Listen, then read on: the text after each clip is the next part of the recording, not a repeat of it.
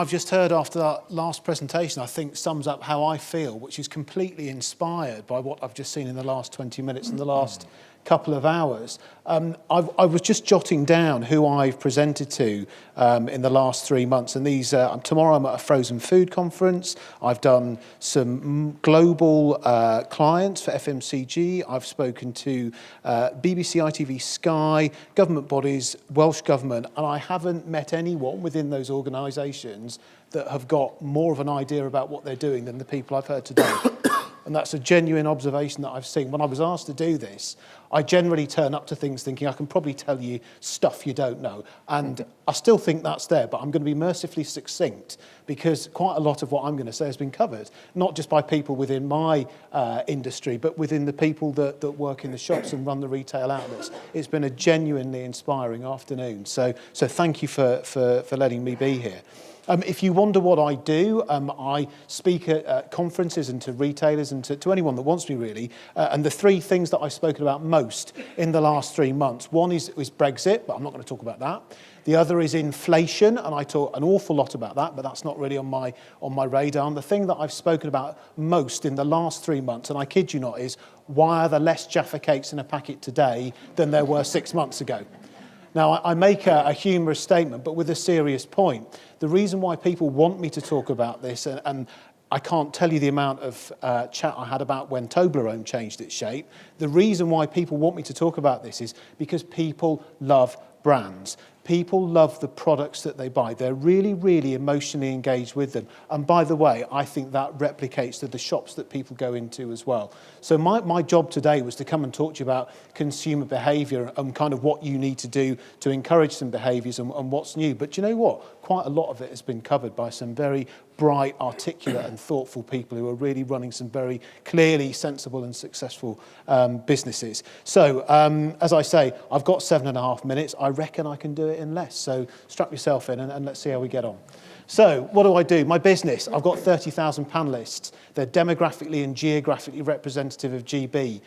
Their job is when they go to the supermarket, they scan the barcodes, they send that information to me, and then someone like me goes and presents it back to retailers and to manufacturers. I also have people that tell me what they eat and drink when they're out of the home, and I'll talk about that as well. We have about 300 product categories, and I've probably worked on all of them. Whether or not I can tell you something that's interesting on them, well, I'll let you be the judge on that.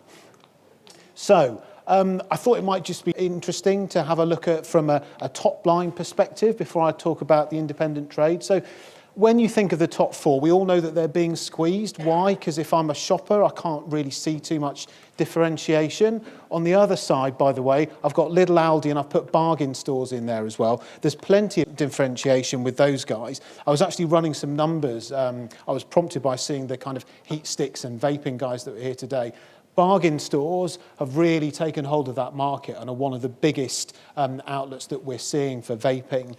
Interestingly, what they always try and do is find that next thing. So you might remember a couple of years ago, loom bands were big, you know, these kind of elastic bands, all about pound shops, and they've really kind of locked on to the vaping category as well. And then the bit in the middle that's always in interest to me is the ones that are really differentiated. I'm not going to go on about differentiation because it's been done so well by the presentations this morning, but Waitrose, Waitrose and M&S, I've got a different shopper going in for different reasons.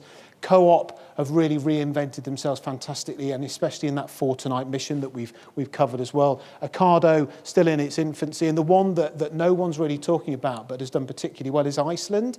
And if you said to me, how come Iceland has grown? Isn't frozen food really passé? Well, frozen food is a £6 billion market, and what Iceland did brilliantly was they tied up with Slimming World, and they've now got kind of sponsored freezers where you can have a Greggs freezer, and there's also a Slimming World freezer. And this comes back to some of the presentations I've seen, which is moving with the times and spotting the next best thing. And the reason why this was a great move for Iceland was it got new people into their stores. So it got people that didn't shop in Iceland into Iceland, and then as we've just heard, once I'm in there and I'm buying the thing I want, I can then pick up something else as well. And we've seen Iceland's soft drink sales up by 15%. We've seen their alcohol sales grow as well. So it's just that thing of having more reasons to go into somewhere, which I'll talk at the moment.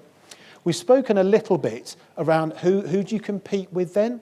So I spend a lot of time on this chart. So this is basically looking at where does the switch of spend of shoppers go from and to? No massive news here, but from supermarkets are losing to online and supermarkets are losing to discounters. In the bottom in the green, we're seeing that the convenience outlets are losing certainly to supermarkets and certainly to discounters. So that bit on who do you compete with? Well, you compete with everyone.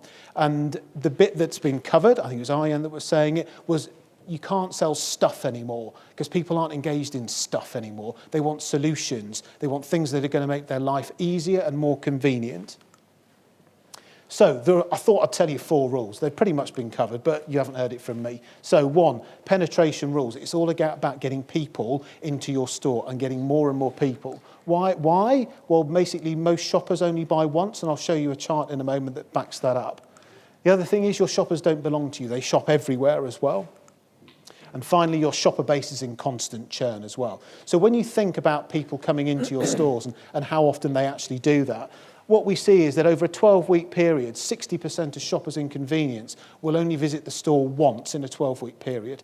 So this is what I say about having some reason to get people back into the store. And the thing that's been really strong in the messaging and that's been articulated, particularly at the start, was around that personalisation of offers. And the thing that you can do better than any kind of Tesco Express or JS Local is understanding the area that you're in and also understanding your customers better than anybody else. So we've spoken a little bit about missions earlier on. I'm going to talk about it as well. So we understand why people are going out. We ask them, well, what did you buy that product or those products for? And I wanted to talk about 3 specific missions, one being for tonight, so basically what you're buying for your tea. The middle one is specific journey, so I might have seen something on promotion. And the final one is out of home. So when you actually start to understand how big are these sectors, from left to right, the For Tonight mission is about £9 billion, we reckon, and that's growing about 5.5%. So who's done that really well? Well, Co-op have done that really, really well. You can get some fantastic ready meals and some fantastic solutions within those stores.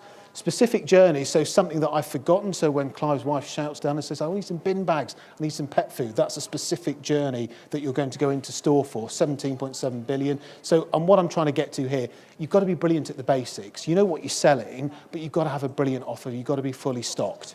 And then the final point is on out of home. So this is excluding alcohol. So this is about products that are consumed out of the home. So your classic confectionery and soft drinks and also takeaway food. So we're seeing a 4.5% growth in out of home. And I'm sure many of you will either have been approached or will have some kind of Costa machine or coffee or kind of hot drinks. And we're seeing that type of thing becoming more and more popular as people. We're seeing from our data that less and less people are eating breakfast, as an example, within home, but eating more and more breakfast on the go. Well, are you ready for that bit of trade? So that piece around theatre within a shop, whilst you've got events, you've also got occasions throughout the day of breakfast, snacking, lunch and evening meal too. I was asked, so how big are these baskets when people go into the convenience outlets? What are people spending? Well, I know there's growth. There's room for growth for the independents. So the average basket, so how much do people spend on an average trip? An independent's about £4.05, Symbol 4.43, and you can see that the Co-op at £7.10 has the biggest trip spend as well. So the point I'm making there is people are willing to spend within convenience.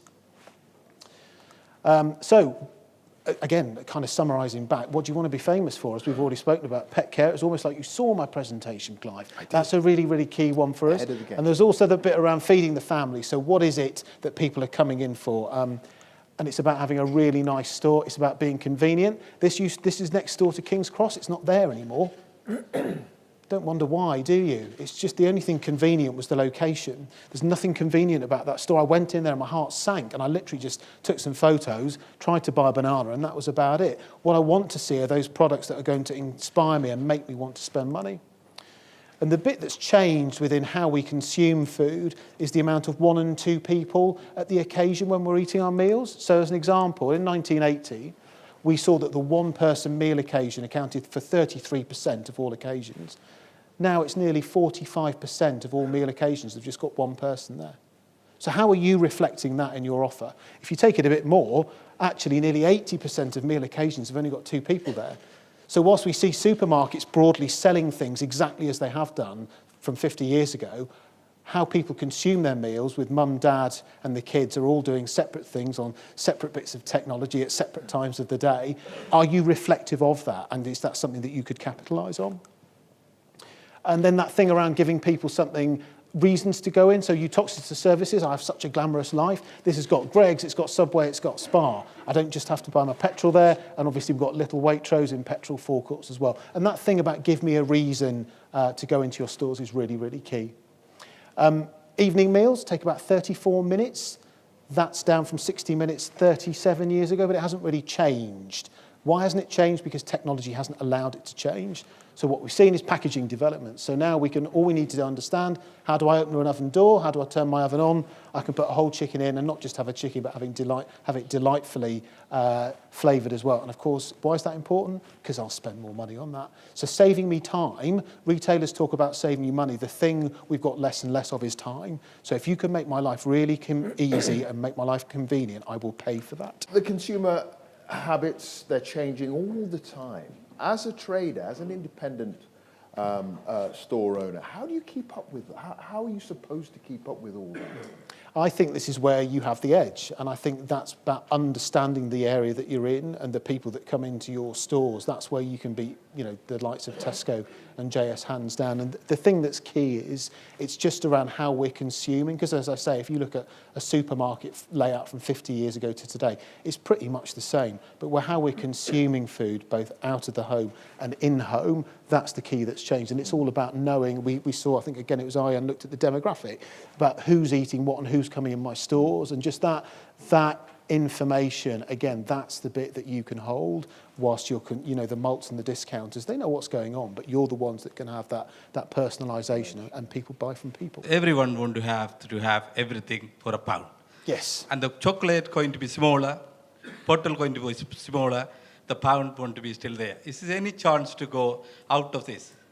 Well, I guess you need to be talking to the likes of Asda and Sainsbury's and Morrison's, because what we call the round pound, so anything sold at a pound, £1.50 or £2, makes up around 40% of what we buy, and the average price in a grocery, I think it's about £1.10 now, but anything that's a pound, that's the kind of buy price. So I guess you're on a mission with everyone else to try and break that. But I guess that's populated by the major multiples, and as I say, they speak in the language of price. If they start speaking in the language of time, which is the one thing we've got much less of compared to cash, that's how you might move that forward. But I don't see it moving anytime soon. Sorry.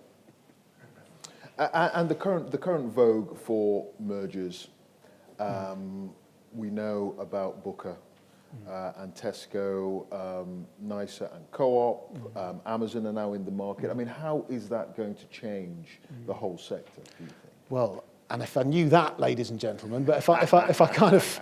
The Amazon one is really interesting, so I've got some quite strong views that aren't massively shared. I don't think the Amazon thing is as big a deal as people are making out. I read in the Sunday Times Business how, I think it was Ian Cowie said, I've dumped all my Sainsbury's shares. Amazon are coming in, that's how people are going to shop. Well, is it? Because it's really difficult to make money from online sales. The only way you can do it well is when you go into densely populated areas, so Korea and Taiwan, that's just about all right, or you can go into London or Manchester, but scalability, really, really difficult. As for the Nicer and Nicer and Co-op and Booker and Tesco, I think you've got some pretty clever people who think that's a good idea. So I think getting those fascias on the high street, I think there might actually be a halo effect for convenience as well, because people will go into those stores, but they won't want to get everything from there. So we'll see in a couple of years, but I certainly don't think it's the death of small shops. Chris Hayward, many thanks. Thank you, Chris.